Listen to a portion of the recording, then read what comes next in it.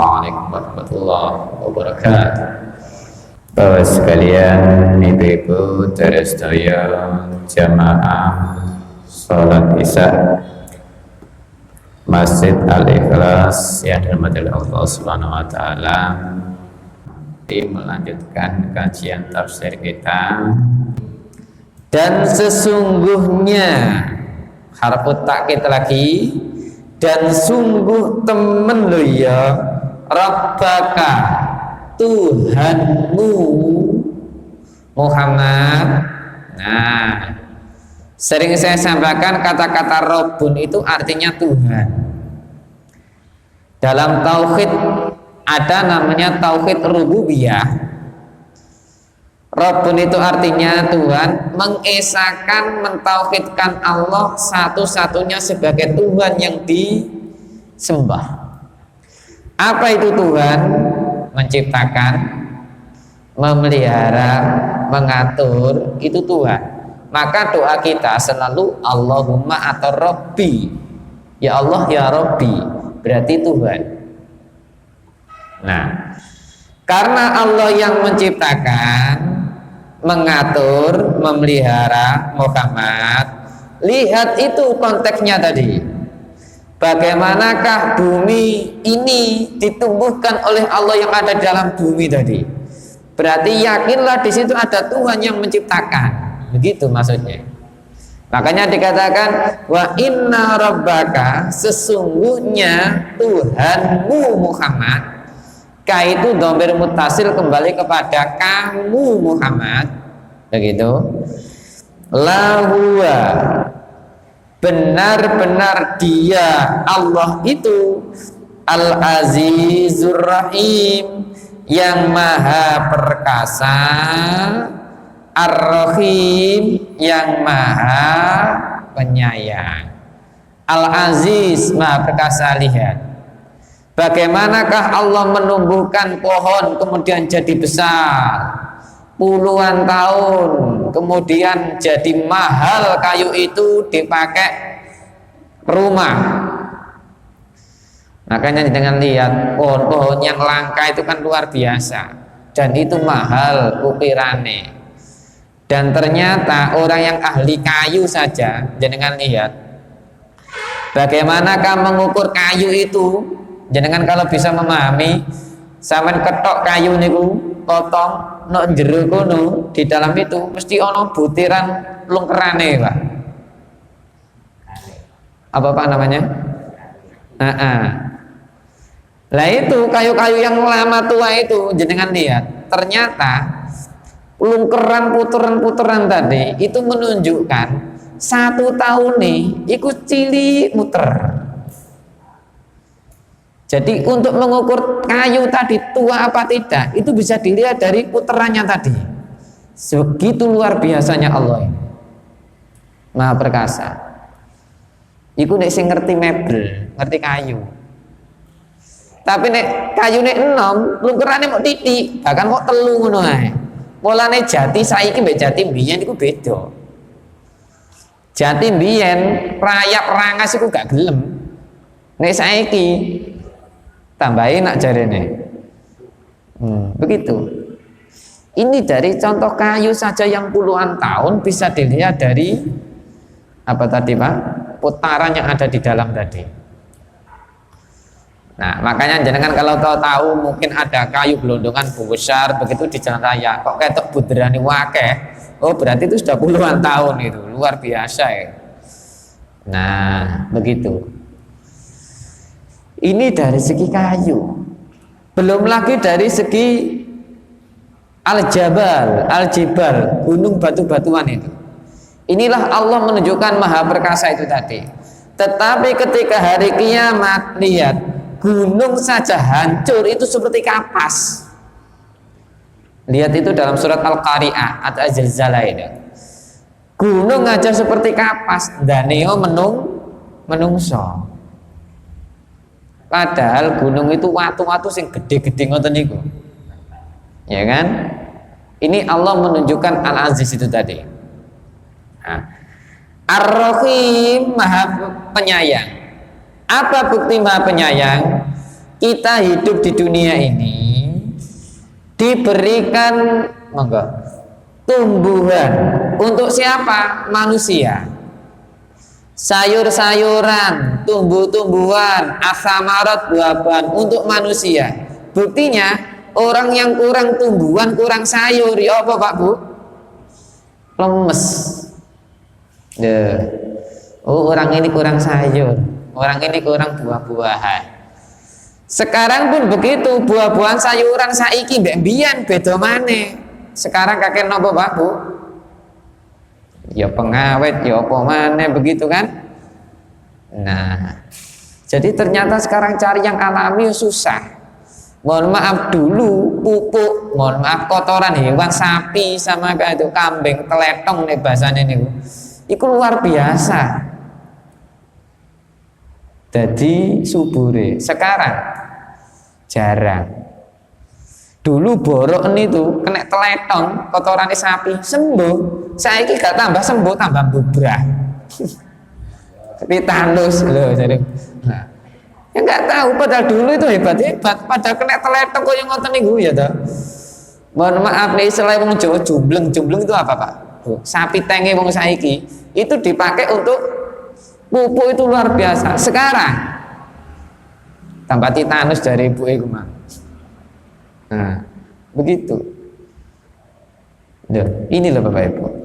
Jadi ar-rahimnya Allah terhadap manusia ini ternyata manusia hidup di dunia ini betul jadi Allah Rabbun Tuhan. Allah menciptakan, Allah memelihara, dipelihara itu manusia, diberikan tumbuhan, diberikan sayuran, buah-buahan untuk manusia. Coba kita hidup nggak ada tumbuhan, nggak ada sayuran, nggak ada binatang, urip dewe, nggak ada yang dimakan, ya kan?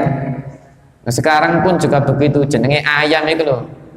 Biyen ayam Jawa enak Pak, saiki ayam-ayaman. Nah ya apa orang ulang cepet gede naki belen naki dol. 40 hari kan? Tuh, tambah 40 hari. Akhir dimakan terus jadi penyakit. Ya kan? Nah, dulu ayam temenan ayam Jawa luar biasa. Dadekno kuat, dadekno sehat. Saiki coba makan ayam-ayam itu tadi 40 hari, ya kan? Cepet gede gidol. Nah, jadi penyakit mana? Ya kan mulane ngapunten ya, ayo jagalah masing-masing. Begitu. Nah, sekarang kita disuruh memahami, melihat bagaimanakah cerita Musa itu. Muhammad, sekarang lihat ceritanya Musa. Umatmu dengarkan itu. Umatmu lihat itu. Umatmu ambil pelajaran itu. Wa idznada rabbuka Musa ani'til qawmaz zalimin. Dan ingatlah jarane Allah. Dan ingatlah jarane Allah sejarah bagaimanakah nada Rabbuka Tuhanmu Muhammad memanggil Musa. Berarti Muhammad dan umatmu lihatlah sejarah bagaimana Tuhanmu ini memanggil Nabimu Musa. Disuruh lihat, disuruh mengamati, disuruh mempelajari. Apa? Ani'til qawmaz zalimin, untuk mendatangi, untuk datang al-qaum terhadap suatu kaum az-zalimin sing kaum itu dolim. Dolim niku napa? Nganiaya awake dhewe. Nanti ada sejarahnya Nabi Musa sejak kecil, ya toh. Bagaimana kaum yang dolim tadi? Ngapunten, Nabi Musa, ini ringkas ceritanya begitu. Nanti kita bahas di minggu depan selanjutnya. Dolimnya bagaimana? Seorang raja namanya Fir'aun mengaku dirinya sebagai Tuhan. Nabi Musa sendiri menghadapi itu tidak mampu. Dan sejak kecil bagaimana Fir'aun? Siapa yang punya anak laki-laki maka wajib dibunuh. Nih perempuan gak apa-apa. Karena apa? Dengan lelaki tadi, takutnya Fir'aun, seorang yang dolim tadi, nyaingi dia dan takutnya menggulingkan, mengkudeta dia sehingga nggak jadi Tuhan. Bayangkan seorang raja manusia biasa, umatnya, pengikutnya, rakyatnya untuk menyembah dia. Akhirnya apa? Ibunya Musa ketakutan, kemudian lahir Musa bayi itu, ditaruhlah di sungai itu. Kok dilala sing nemu bojone Fir'aun. Yes. Nah, dalam sejarah itu tadi diambillah, kemudian Fir'aun marah, tapi karena istrinya suka, Allah memberikan suka terhadap istrinya tadi, diasuhlah. Sehingga di ayat-ayat itu nanti 13 tahun ada mengatakan bahwa Nabi Musa kecil itu bersama keluarga Fir'aun. Ada mengatakan sampai 30 tahun. Nah, kemudian Allah memerintahkan Nabi Musa untuk mendatangi yang dolim tadi, termasuk dari Fir'aunnya dulu. Tapi keterbatasan Musa, ya dah, maka berdoa kepada Allah untuk apa? Minta teman saudaranya sendiri namanya Harun. Itu untuk menyampaikan tadi. Dilalah di surat lain ketika beberapa mukjizat, banyak hal saya potong, gitu. Ketika dikejar oleh Fir'aun, Nabi Musa tadi sama bala tentaranya, Nabi Musa bingung. Di depan ada laut, di belakang ada pasukan Fir'aun dan bala tentaranya Fir'aun itu tadi. Nabi Musa, pukullah tongkatmu laut itu, dibelah. Maka Musa berjalan menyisir laut tadi. Sampai di tepi, ya toh, Musa pukulkan lagi tongkatmu itu nanti. Dilalah Fir'aun dan pasukannya mengejar sampai di tengah. Dipukulkan tongkat itu sehingga Fir'aun sama bala tentaranya tenggelam. Sejarah, mohon maaf, di Al-Quran, di surat lain, di awal-awal itu, insya Allah dalam surat Hud itu, ya toh, Nabi Musa sudah nyampe, Fir'aun yang mengaku dirinya sebagai Tuhan, ketika tenggelam dia baru percaya bahwa Allah itu ada. Bapak, sing gaya kaya ngono, sing sombong kayak gitu, bahwa dia mengakui Allah itu ada ketika ditenggelamkan. Karena apa? Sudah nggak bisa ngapa-ngapain. Lah, apakah diterima oleh Allah? Allahu a'lam. Yang jelas mesti nih wong tenggelam nok laut hancur. Buktinya Sriwijaya Air hancur, pesawatnya hancur, apa meneh menungsone. Tapi dengan kekuasaan Allah dibiarkan Fir'aun itu, para penghuni laut, ikan jangan dimakan, biarkan, bahasa begitu. Sehingga sampai kelintir, bahasanya kelintir kenapa? Menepi sampai pinggir, jasadnya masih utuh, ditemukan oleh orang-orang, kemudian sampai sekarang di Mesir sana.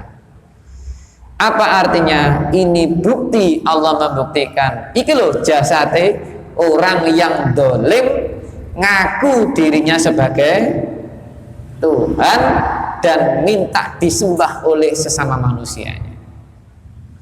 Logikanya mesti ini laut mesti hancur, tapi sampai di tepi masih utuh, dan jenengan yang sudah pernah haji atau umroh ke sana, ya toh, pasti akan tahu kalau mau melihat jasadnya Fir'aun itu masih ada. Ini bukti. Nah makanya ayo semuanya bisa memahami itu tadi. Nah mudah-mudahan Bapak Ibu sekalian yang kita bahas ini bermanfaat dan menambah wawasan keilmuan kita itu. Mudah-mudahan barokah. Amin ya rabbal alamin. Kita lanjutkan di Kamis Ganjil ke depan. Mohon maaf. Subhanakallahumma bihamdika asyhadu an la ilaha illa anta astaghfiruka wa atubu ilaik. Walhamdulillah. Assalamualaikum warahmatullahi wabarakatuh.